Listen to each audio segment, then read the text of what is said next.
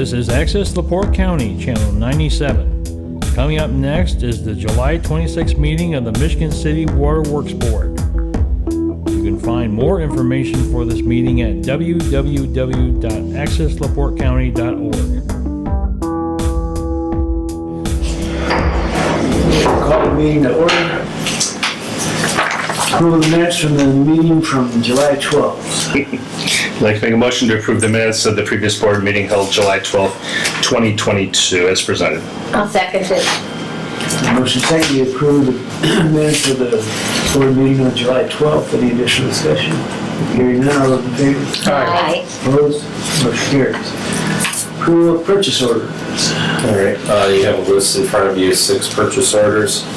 The first one is to Ferguson. This is for hydrants, megalugs, valves. This is pipe fitting, material fittings for water mains and stuff that we need to put back on our shelf. Some of this stuff has been used for the double track project, so we need to get back on our shelf and be ready for our next projects. Next item is to Midwest, I'm sorry, that was for $17,046. The next is to Midwest Meter. This is meters for stock for $4,606.40. The next one is to Markey Plumbing. This is a water softener installation for our ammonia feed system. This was in our business plan. The water current, what we have a problem with right now is our ammonia system will calcify, and so if we use the softened water to carry our ammonia into our feeds to feed our system, that should eliminate this calcification issue, which does cause us some issues with our water quality. Never a major issue because we catch it right away, but this will actually improve that. So this is for $26,842. The fourth one is to Weir's. This is a water pump for truck 5. This is confirming it was failing, so we had to get it fixed for $1,443.45. The fifth one is to Vertical Custom Construction. This is concrete repair. This is various locations throughout our system where we've had to cut concrete, curb, sidewalk, driveways, that sort of thing. The total of all the projects is $6,360.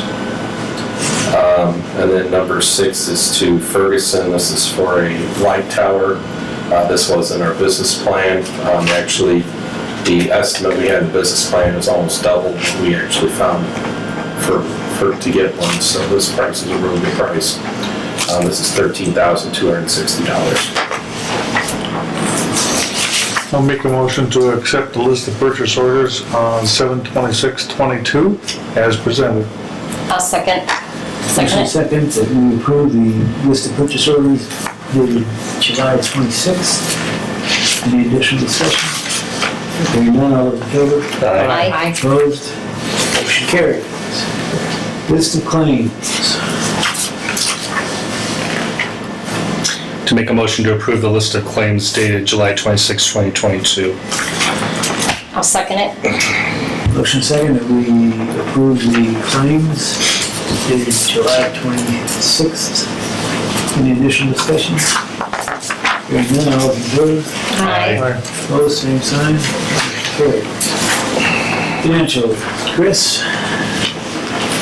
Let's take it to page 2 on the cash flow quickly. We took in $602,851 for the month and spent $567,316, not including our monthly transfers. We spent $35,268 for inventory items and $26,010 for capital items. Left us for a month-end balance of $496,248. And on page 3, everything on this page looks actually pretty good. The only thing a little over budget is our first line in the expense section for the source of supply and pumping. We had some annual backflow test costs in there, as well as a laptop and setup from Friggs that we purchased for the plant. Left us with a net income for the month of $154,166, and our year-to-date is a loss of $116,562.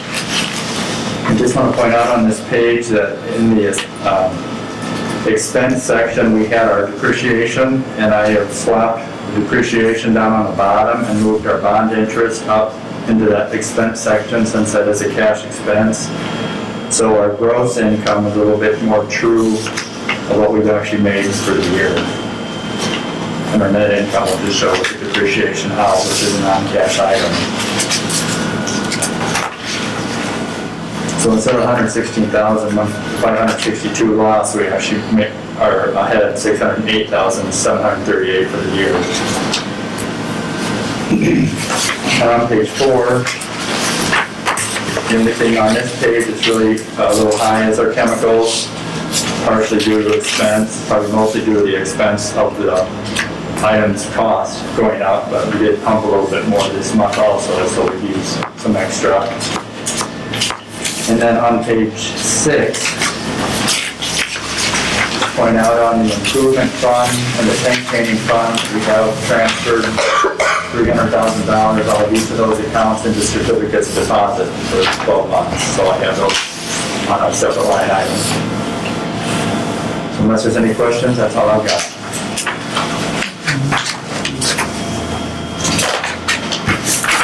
Any questions or comments, Chris?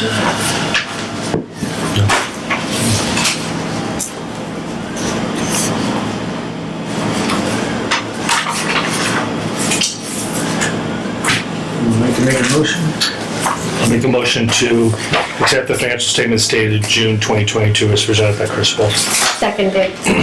Motion second that we accept the financials dated June 30th as presented in the discussion. Hearing none, all those in favor? Aye. Opposed? Motion carried. All right.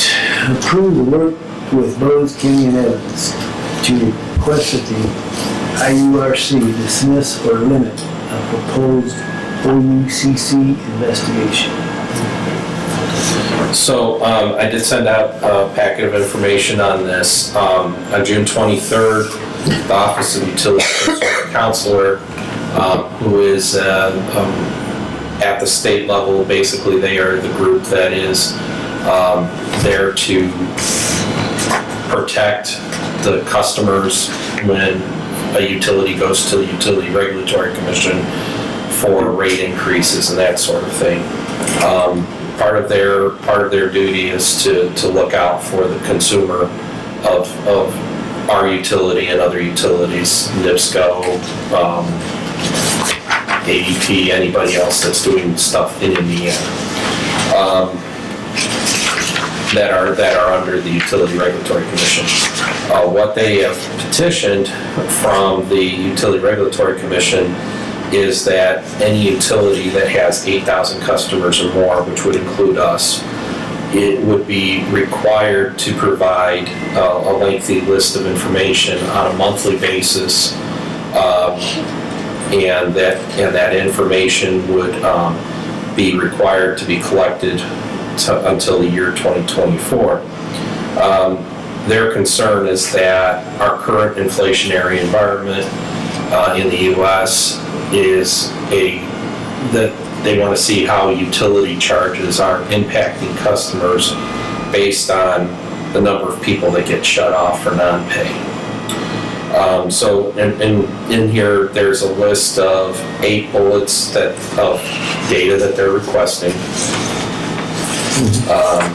I'm going to go quickly through it. Residential customer count, number of residential accounts that are 60 plus days delinquent, total balance with residential accounts that are 60 plus days delinquent, number of residential customers on active payment arrangements, total balance associated with residential accounts and active payment arrangements, number of residential disconnections for non-payment, number of residential reconnections associated with accounts disconnected for non-payment, and number of residential disconnection notices sent for non-payment.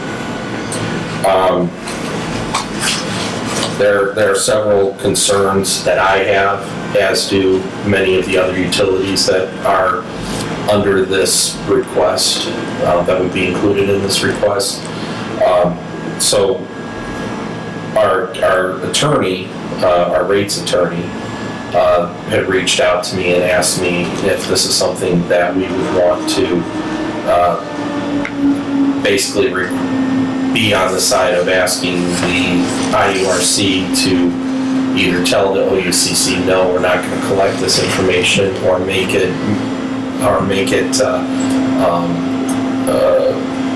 voluntary, or require it for certain situations, like for example, utility that just increased their rates, or utility that is asking to increase their rates, as opposed to a utility like us, where our rates, our last rate increase was 2015, and in that regard, even though inflation has gone up for people on food, that sort of thing, when it comes to the water portion of the water bill, we haven't increased our costs to our customers. And in fact, with the state recently changing out, getting rid of that utility receipts tax, the bill's gone down for residential customers, and for almost all of our customers has gone down as a result of that. So, that being stated, there's a list of concerns that I have here. I don't know if you want me to read through all of those. And basically, they're going to have a hearing on August 17th down in Indianapolis. I have checked with the attorney, and this is a procedural hearing, so if we're involved, I would not need to be there. This is something that the attorney would only be at. However, if there's an opportunity to go down and have to provide testimony, that's a possibility. I might have to go down to the Utility Regulatory Commission and provide testimony against this, if we agree to join that. I hate to call it a fight, but the push back against this. I think there is some important information that could be gathered out of this kind of data. The only problem is that there's no limitations on how the data can be used. There's no, one of the concerns is that the OUCC could technically petition then that a utility reduce its rates, and that then puts the extra costs that we're paying right now for all the increases we have with NIPSCO and our chemical suppliers and our material, all of our other material suppliers, that we would just have to eat that, and so that's less money we have to spend on replacing pipes, we have for extending new pipes, all that kind of stuff. So that's our big concern, is that without any kind of restriction on this, this could be could hurt in the future. This kind of information if it's not properly gathered. Additionally, there's a lot of data that's not that this particular list doesn't cover. For example, a large number of our customers that get shut off for non-payment get shut off multiple times a year. But it has nothing to do with inflation that's been going on for years for some of these folks. So that would skew data, obviously, for what they're trying to figure out. So that's just one example. Plus, we also have the sanitary sewers bill on our bill, and they would not be required to provide any information because they are not a regulated utility under the Utility Regulatory Commission. How many other utilities are in our position? If you look on pages 10 and 11 of the number of pages in the packet,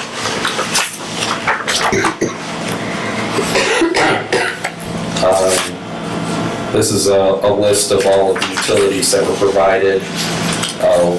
provided service, which the certificate of service basically means that we were notified, in this case through our attorney. This is how we were notified. Some utilities were notified directly because they had, like, the city of the city of Anderson's city attorney takes care of their stuff. But we use an outside attorney for that, so that's why it came through our attorney. Yeah, how many would take the position that we do to protest it? My suspicion is that the majority of them are going to be against it. I don't know how many will agree to stand up in the situation, but my suspicion is the vast majority of them will. When COVID first hit, the IURC asked utilities to do something like this, but it was a voluntary basis, and it was actually directed at just a couple of the largest utilities, and one of them did provide information. But like I said, it was voluntary. They weren't forced to provide it in a certain time frame or anything like that. And once they saw that it wasn't providing any information that, that was helpful, they ended it once COVID started slowing down in that regard.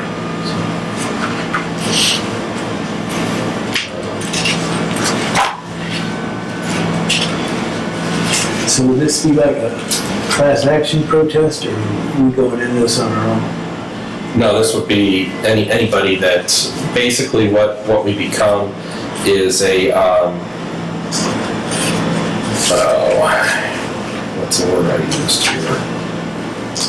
Respondent. So basically, as a respondent, it means that we're going to provide information to point out that the benefit of pulling this data does not outweigh the cost of pulling this data and the effort involved in pulling this data. And that if this, there's certain pieces of this data that need clarification, because like I said, and we're not the only utility, especially between water and sewer utilities, that have multiple charges on our bills, not just water bill. Some communities have a water, sewer, garbage bill. So it's, there's a lot of pieces to that need to be considered. So are they asking you to report that they're wanting reports monthly? That's what this request is Not like a one-time? No. Well, because it could obviously change, so they're wanting you to respond, to give them the information monthly. that's basically the way it's written. Yes, that's the way the petition is written. So this hearing on the 17th, what's that? They said that's a procedural hearing where they're going to discuss what the process is going to be to have other formal hearings about this. So from what the attorney said, it's unlikely that any decisions will be made other than this is, are they going to have public meetings? Are they going to have other hearings? That's basically what's going to happen in that first hearing. And the end date is in 2024. Yeah, that's basically what, the OUCC has requested this data monthly through the year 2024. Through the end of the year. Yeah. It's a lot of data. Some of it we would struggle to give because, for example, it asks for residential accounts. Well, this residential, there needs to be clarification. Residential for us is also including properties that have landlords paying the bill. Does that count? And then can we even pull that information apart from what we already have?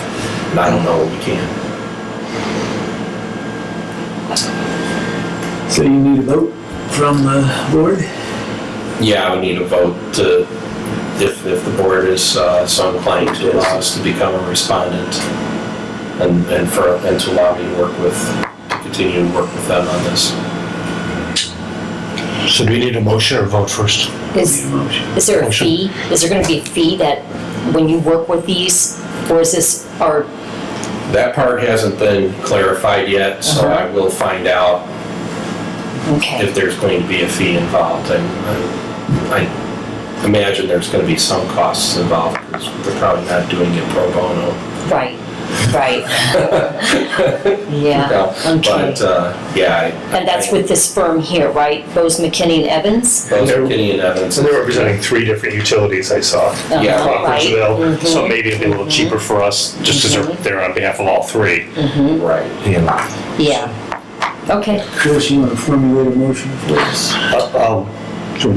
Well, basically, the motion is essentially how I've got number 5 written. I'd like to put forth a motion to approve our Superintendent Chris Johnson to work with Bozeman, McKinney, and Evans to request that the IURC dismiss or limit a proposed OUCC investigation.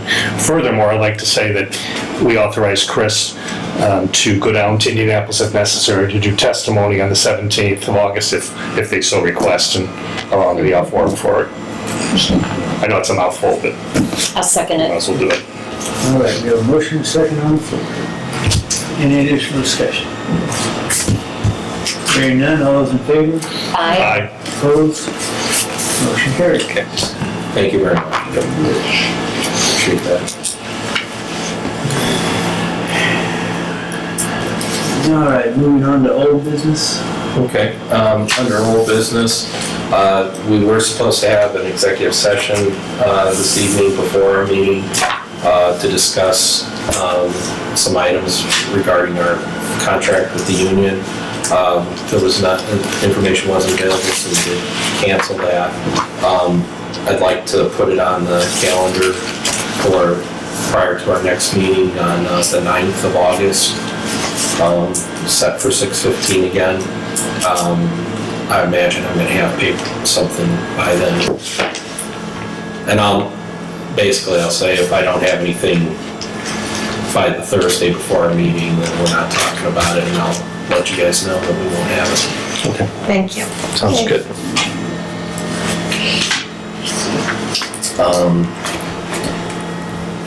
We've started the water main installation projects.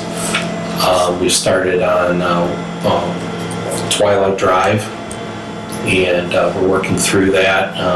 Hopefully we'll have all that water main installed by the end of the week, and we can start flushing it out and getting samples. And then Thursday of this week, the contractor for Whitefoot Trail is set to begin. So we're going to get started on that project as well. And of course, we're hot and heavy with the double track project, but there's some light at the end of the tunnel, and I don't think it's a freight train. We're getting close. Passenger train. That's right, yeah. But we're getting pretty close on it. They've got a lot of the crossings taken care of. There's some more to still do, but we'll keep moving forward with it. All right, anything on 421 and 94? That project should be getting a start shortly. My understanding is they have received some of the materials. I have not heard a date yet for when they do the bore under 94. They have to do that first, and then they'll start laying water main. So as soon as I hear a start date on that, we'll be out there seeing how it goes. All right, any other old business? New business? Under new business, I wanted to make the board aware that the 2022 Water Institute is scheduled. This is a program that's similar to our annual conference that was held in the spring in February. Or, I'm sorry, it was in April. It's on December 6th through 8th. This is in French Lick. If any board members are interested in attending, please let me know. Also, I plan to have a couple of folks from the department go down to get some contact hours.